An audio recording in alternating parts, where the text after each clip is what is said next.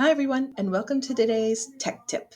So, the tech tip that I have for you today is fairly simple, but it could someday be a lifesaver for some of you. So, here I am in my Canvas sandbox, but let's just say this is one of your courses. And as you're building this course or running this course through the semester, you realize, oh my God, I deleted that thing that I needed. I deleted that assignment. I deleted that entire module.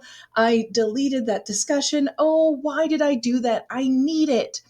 Well, don't worry. You don't need to start from scratch, and you generally don't need to rebuild the entire thing again.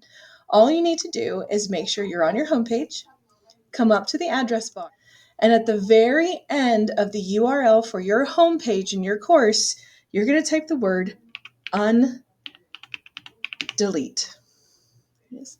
You can see I have definitely used this before. It was auto-filling in as I was typing it. So you just hit enter, and all of the things that you have deleted are going to be right here, right?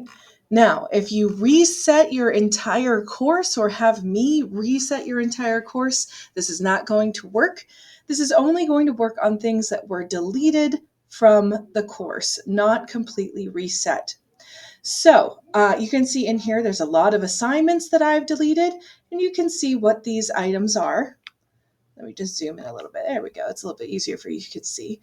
So you can see what the name of it is. You can see when you created it, when you last updated it. Now, unfortunately, some of these might not be in order.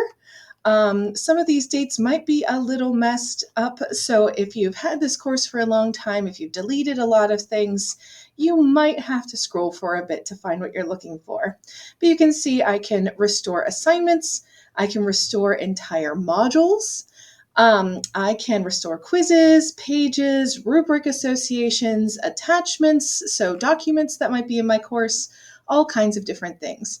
So if you ever delete something, don't panic. Try undelete first, restore, and you're back in business. Have a great day, everybody.